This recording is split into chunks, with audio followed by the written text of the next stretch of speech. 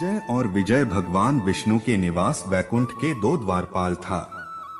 चारों कुमारों के श्राप के कारण दोनों को नश्वर के रूप में 3 जन्म लेने के लिए मजबूर होना पड़ा, जिन्हें बाद में भगवान विष्णु के विभिन्न अवतारों द्वारा मार दिया गया था। आज हम इन्हीं दोनों जय विजय के बारे में कुछ बातें बताने जा रहे हैं। जय विजय असल में कौन थे? जय विजय के माता पिता कौन थे?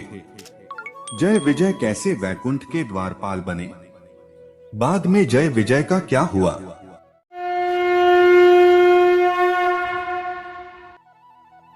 जय और विजय दोनों भाई थे और भगवान विष्णु के द्वारपाल था। इनकी मूर्खता के कारण इनको शाप मिला। जय विजय को 4 भुजाओं वाली देव के रूप में दर्शाया गया है। जय के 4 भुजाओं में से ऊपरी बाएं हाथ में चक्र, दाएं हाथ में शंख, निचले बाएं हाथ में गदा और दाएं हाथ में तलवार है। विजय के ऊपरी दाहिने हाथ में चक्र, बाएं हाथ में शंख, निचले दाहिने हाथ में गदा और बाएं हाथ में तलवार है। उन दोनों के पास भगवान विष्णु की तरह ही 3 हाथ में 3 हथियार चक्र, शंख और गदा होता है, लेकिन दोनों के चौथे हाथ में तलवार है, जबकि भगवान विष्णु के पास कमल होता है। ब्रह्मांड पुराण के अनुसार जय और विजय काली के पुत्र थे और काली वरुण और उनकी पत्नी स्तुता के पुत्रों में से एक था। पुराणों के अनुसार जय विजय श्रीधर नाम के ब्राह्मण के लड़के थे। वे दोनों हमेशा लोगों को परेशान किया करते थे। एक समय सनकादि मुनि स्नान कर रहे थे, तभी जय विजय ने उनके कपड़े चुरा लिए। फिर सनकादि ऋषियों ने उन दोनों को भगवान विष्णु का द्वादशाक्षर मंत्र दिया। उस मंत्र के प्रभाव को पाकर जय विजय ने भगवान विष्णु की कठोर आराधना की और उनके धाम वैकुंठ को प्राप्त कर लिया और वहां के द्वारपाल बन गए। भागवत पुराण की कहानी के अनुसार एक बार सनक, सनंदन, सनातन और संत कुमार इन चारों ऋषियों ने भगवान विष्णु के दर्शन करने हेतु उनके वैकुंठ लोक में गए।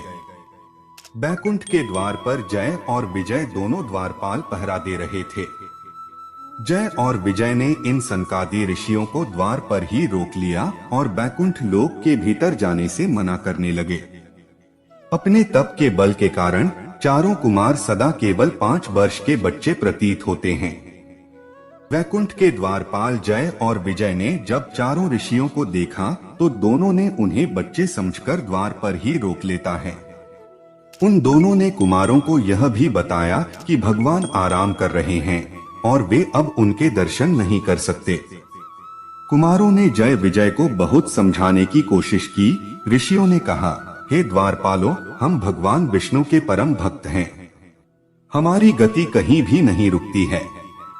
हम परमेश्वर के दर्शन करना चाहते हैं। तुम हमें उनके दर्शनों से क्यों रोकते हो? तुम लोग तो भगवान की सेवा में रहते हो, तुम्हें तो उन्हीं के समान समदर्शी होना चाहिए। भगवान का स्वभाव परम शांतिमय है, तुम्हारा स्वभाव भी वैसा ही होना चाहिए।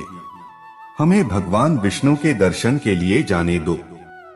ऋषियों के इस प्रकार कहने पर भी जय और विजय उन्हें वैकुंठ के अंदर जाने से रोकने लगे। जय और विजय के इस प्रकार रोकने पर सनकादि ऋषियों ने क्रुद्ध होकर कहा, भगवान विष्णु के समीप रहने के बाद भी तुम लोगों में अहंकार आ गया है और अहंकारी का वास वैकुंठ में नहीं हो सकता।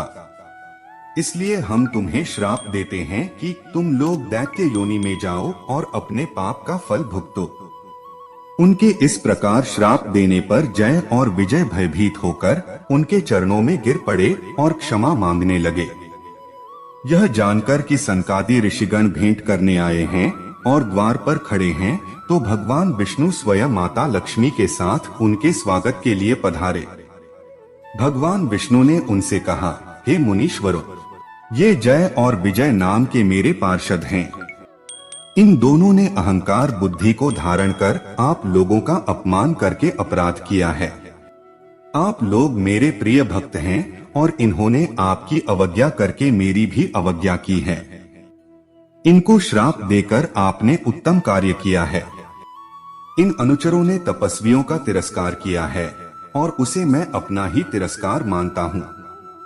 मैं इन पार्षदों की ओर से आप लोगों से क्षमा याचना करता हूँ। सेवकों का अपराध होने पर भी संसार स्वामी का ही अपराध मानता है। अतः मैं आप लोगों की प्रसन्नता की भिक्षा चाहता हूँ। भगवान के इन मधुर वचनों से सनकादि ऋषियों का क्रोध तत्काल शांत हो गया। भगवान की इस उदारता से वे अति आनंदित हुए और बोले, हे प्रभु, आप धर्म की मर्यादा रखने के लिए ही हमें इतना आदर देते हैं। हे नाथ, हमने इन निरपराध पार्षदों को क्रोध के वश में होकर शाप दे दिया है, इसके लिए हम क्षमा चाहते हैं। आप उचित समझें तो इन द्वारपालों को क्षमा करके हमारे श्राप से मुक्त कर सकते हैं। भगवान विष्णु ने कहा, हे मुनिगण, मैं सर्वशक्तिमान होने के बाद भी ब्राह्मणों के वचन को असत्य नहीं करना चाहता, क्योंकि इससे धर्म का उल्लंघन होता है। आपने जो श्राप दिया है वह मेरी ही प्रेरणा से हुआ है। ये अवश्य ही इस दंड के भागी हैं। इन दोनों को मृत्युलोक में असुर योनि में अवश्य ही जन्म लेना पड़ेगा। भगवान विष्णु से भी ऐसे बातें सुनकर जय विजय ने विष्णु के चरणों में गिरकर उन्हें माफ करके ऋषियों का श्राप से बचाने के लिए प्रार्थना करने लगे। तब भगवान विष्णु कहते हैं कि ऋषियों का श्राप वापस नहीं लिया जा सकता। इसके बजाय वह जय और विजय को दो विकल्प देते हैं। पहला विकल्प है पृथ्वी पर 7 जन्म विष्णु के भक्त के रूप में लेना, जबकि दूसरा है 3 जन्म उनके कट्टर शत्रु के रूप में लेना। इनमें से किसी भी सजा को पूरा करने के बाद वे वैकुंठ में अपना पद पुनः प्राप्त कर सकते हैं और स्थायी रूप से उनके साथ रह सकते हैं। जय विजय 7 जन्मों तक भगवान विष्णु से दूर रहने के बारे में सोच भी नहीं सकती। इसलिए दोनों ने 3 बार भगवान विष्णु के शत्रु के रूप में जन्म लेने की बात स्वीकार कर लिया। भले ही तीनों जन्मों में दोनों को भगवान विष्णु से शत्रुता करना पड़े, भले ही तीनों ही जन्म में वे दोनों भगवान विष्णु के हाथों मारे जाएंगे, तब भी जल्द ही वैकुंठ लोक वापस आने की इच्छा रखते हुए दोनों ने दूसरा विकल्प चुने।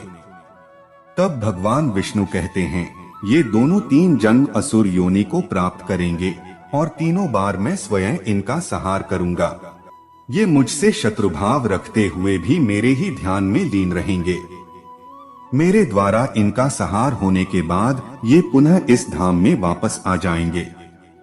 यह दूसरा विकल्प स्वीकार लेने के तुरंत बाद ही जय विजय दोनों का वैकुंठ लोक से पतन हो गया। उसके बाद जय विजय दोनों ने भगवान विष्णु के परम शत्रु के रूप में 3 बार मृत्युलोक में जन्म लिया। पहले बार सत्य युग में जय ने हिरण्यकश्यप और विजय ने हिरण्याक्ष के रूप में दैत्य योनि में जन्म लिया।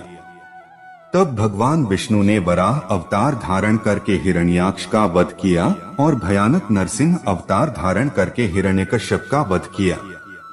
दूसरे बार त्रेता युग में जय विजय ने राक्षस योनि में रावण और कुंभकर्ण के रूप में जन्म लिया। इस बार भगवान विष्णु ने मनुष्य योनि में श्री राम के रूप में अवतार धारण करके लंका युद्ध में रावण और कुंभकर्ण दोनों का ही वध किया।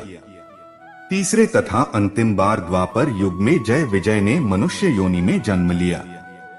इस बार जय ने शिशुपाल और विजय ने दंतवक्र के रूप में जन्म लिया। इस बार शिशुपाल और दंतवक्र को भगवान श्री कृष्ण ने वध किया था। अपने पहले 2 जन्मों में वे दोनों सगे भाई थे और अपने अंतिम जन्म में वे दोनों चचेरे भाई थे। इस तरह लगातार 3 जन्मों में 3 बार भगवान विष्णु के हाथों मारे जाने के बाद जय विजय को ऋषियों के श्राप से मुक्ति मिल गई और दोनों पुनः वैकुंठ लोक वापस चला गया।